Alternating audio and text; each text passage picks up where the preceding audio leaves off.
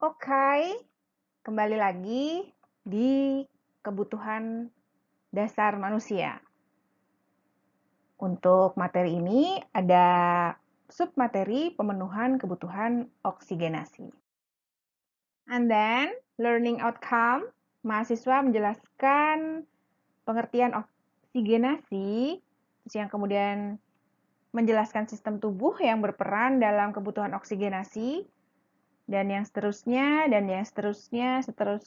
yang seterusnya sampai ke proses keperawatan pada masalah kebutuhan oksigenasi. Oksigenasi adalah suatu proses untuk mendapatkan O2 dan mengeluarkan CO2. Kebutuhan fisiologis oksigenasi merupakan kebutuhan dasar manusia yang digunakan untuk kelangsungan metabolisme sel tubuh, untuk mempertahankan hidupnya, dan untuk aktivitas berbagai organ atau sel. Apabila lebih dari 4 menit saja orang tidak mendapatkan oksigen, maka akan berakibat pada kerusakan otak ya, yang tidak dapat diperbaiki dan biasanya pasien akan meninggal. Nah, oksigen ini memegang peranan penting dalam semua proses tubuh secara fungsional. Misalnya tidak ada oksigen akan menyebabkan tubuh secara fungsional akan mengalami kemunduran atau bahkan dapat menimbulkan kematian. Oleh karena itu, kebutuhan oksigen merupakan kebutuhan yang paling utama dan sangat vital bagi tubuh. Pemenuhan kebutuhan oksigen tidak terlepas dari kondisi sistem pernafasan secara fungsional. Bila ada gangguan pada salah satu organ sistem respirasi, maka kebutuhan oksigen akan mengalami gangguan. Seringkali individu tidak menyadari terhadap pentingnya oksigen. Nah, proses pernapasan dianggap sebagai suatu yang biasa-biasa saja. Bahkan kondisi yang menyebabkan seseorang mengalami gangguan dalam pemenuhan kebutuhan oksigen seperti adanya sumbatan pada saluran pernapasan. Nah, pada kondisi ini individu merasakan pentingnya oksigen. Nah, secara anatomi, sistem respirasi dibagi menjadi dua, yaitu saluran pernapasan dan parenkim paru. Saluran pernapasan dimulai dari organ hidung, mulut, trakea, bronkus, sampai bronkiolus. Di dalam rongga torak, bronkus bercabang menjadi dua, kanan dan kiri. Bronkus kemudian bercabang-cabang menjadi bronkiolus. Bagian parenkim paru berupa kantong-kantong yang menempel di ujung bronkiolus. Ini yang disebut alveolus. Nah, bila satu disebut alveolus. Bila banyak sebutannya yaitu alveoli. Oke, nah bagaimana dengan proses pernapasan pada manusia? Pernapasan atau respirasi adalah pertukaran gas antara makhluk hidup atau organisme dengan lingkungannya. Secara umum, pernapasan dapat diartikan sebagai proses menghirup oksigen dari udara serta mengeluarkan karbon dioksida dari uap air. Proses pernapasan terjadi karena relaksasi dan kontraksi otot-otot dinding toraks. Saat inspirasi, otot-otot yang berkontraksi adalah diafragma yang memanjang atau otot utama, interkostal eksterna yang membusung dada ke samping, dan otot-otot leher yang menarik dinding toraks anterior ke atas. Nah, saat ekspirasi, otot-otot yang berkontraksi adalah abdomen dengan mengangkat diafragma ke atas atau diafragma relaksasi, dan interkostal interna yang membusungkan dada ke depan. Lihat gambar ini. Singkatnya, jalannya udara pernapasan, udara masuk melalui lubang hidung, kemudian melewati nasofaring, melewati oral faring, melewati glotis, masuk ke trakea, masuk ke percabangan trakea yang disebut bronkus, masuk ke percabangan bronkus yang disebut bronkiolus, kemudian udara berakhir pada ujung bronkus berupa gelembung yang disebut alveolus atau alveoli kalau jamak. Nah, kita tahu ya jenis-jenis pernapasan pada manusia. Nah, ada yang tahu tentang pernapasan dada, yaitu pernapasan yang melibatkan otot antar tulang rusuk. Nah, untuk yang pernapasan perut, atau pernapasan perut ini pernapasan yang melibatkan otot diafragma. Biasanya kalau penyanyi itu lebih suka menggunakan pernapasan perut dan dia harus dan bisa memiliki teknik yang baik untuk pernapasan perut. Oke, untuk sistem tubuh yang berperan dalam kebutuhan oksigenasi ada dua ya. Tadi sudah disebutkan dari sedikit anatomi pernafasan, yaitu kita memiliki saluran pernafasan bagian atas dan bagian bawah. Nah, bagian atas ini hidung, eksofagus, laring, epiglottis. Nah, untuk yang bagian bawah itu ada trakea, bronkus, bronkiolus, dan paru-paru. Proses oksigenasi atau biasa kita sebut fisiologi pernafasan ini mempunyai 4 ventilasi pulmonal, difusi gas, transpostasi gas, dan perfusi. Untuk yang ventilasi merupakan proses keluar masuknya oksigen dari atmosfer ke dalam alveoli atau dari alveoli ke atmosfer yang terjadi pada saat respirasi ya, ada inspirasi dan ekspirasi. Gerakan pernafasan yang menukar udara lah gampangannya ya dalam alveoli ke dalam udara luar. Terus kemudian difusi, ini adalah kemampuan untuk memindahkan gas-gas pernafasan dari satu area ke area yang lain. Nah, ini perpindahan gas dari tekanan yang konsentrasinya tinggi ke tekanan yang rendah ke dalam membran alveoli.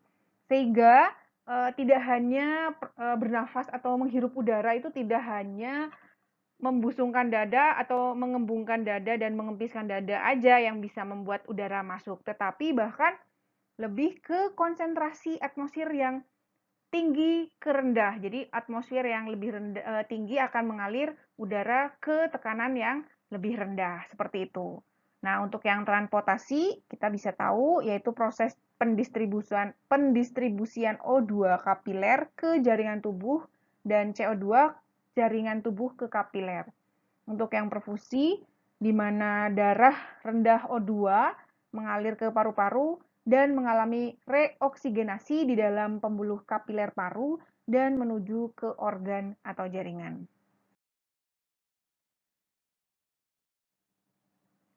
Nah, untuk pokok jenis pernapasan, ini dibedakan menjadi dua, yaitu pernafasan eksternal dan pernafasan internal.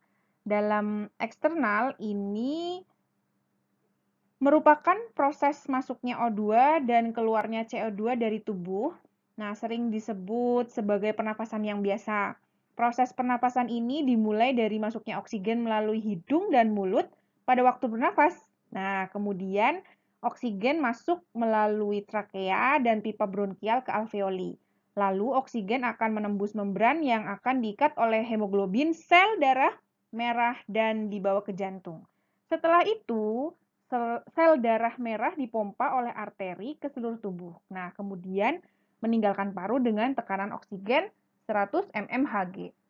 Untuk yang pernapasan internal, pernapasan ini prosesnya terjadi di pertukaran gas antar sel jaringan dengan cairan sekitarnya, ya, yang sering melibatkan proses semua hormon termasuk derivat, katekolamiin dapat melebarkan saluran pernapasan.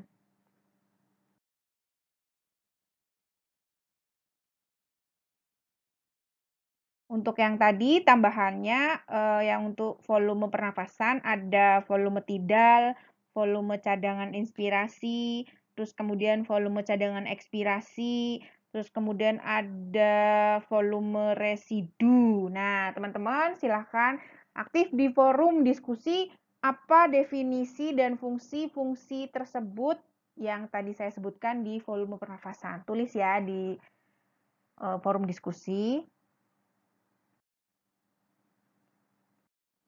Plus tambahan kapasitas paru. Ada 4, yaitu kapasitas paru total, kapasitas vital, kapasitas inspirasi, dan kapasitas residu fungsional.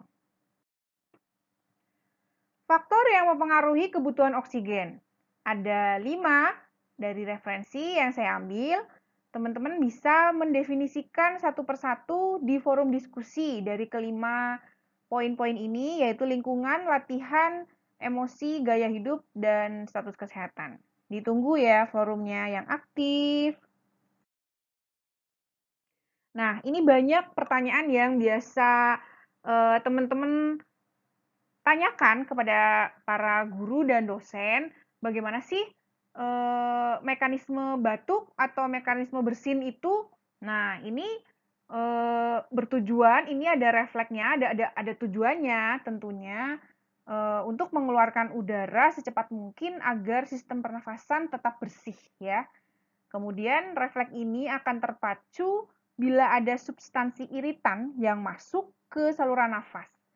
Batuk terjadi bila ada zat iritan yang merangsang daerah glotis, trakea, dan bronkus.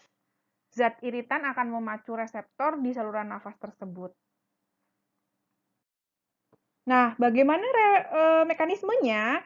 Mekanismenya itu medula spinalis mengirimkan reseptor melalui saraf eferen ke otot-otot pernafasan dan pita suara. Nah, otot-otot pernafasan akan berkontraksi dengan kuat untuk menimbulkan efek inspirasi maksimal.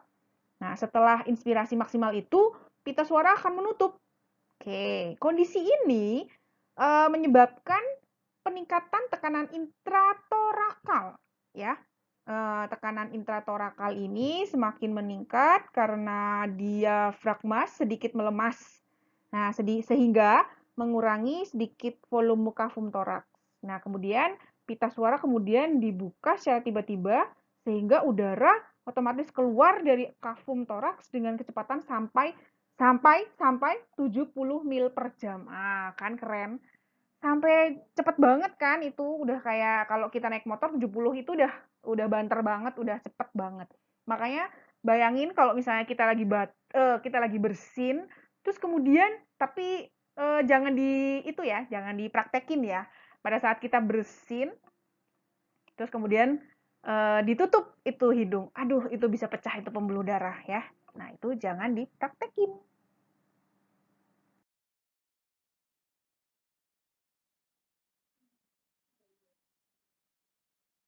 Nah, ini ada gangguan-gangguan oksigenasi, yaitu adalah gangguan irama atau frekuensi pernafasan, insufisiensi pernafasan, dan hipoksia.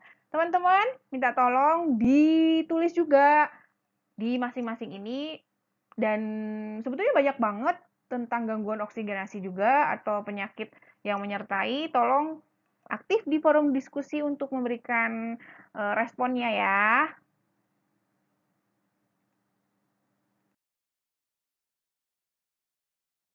Nah, ini ada asuhan keperawatan pada klien dengan gangguan pemenuhan kebutuhan oksigen.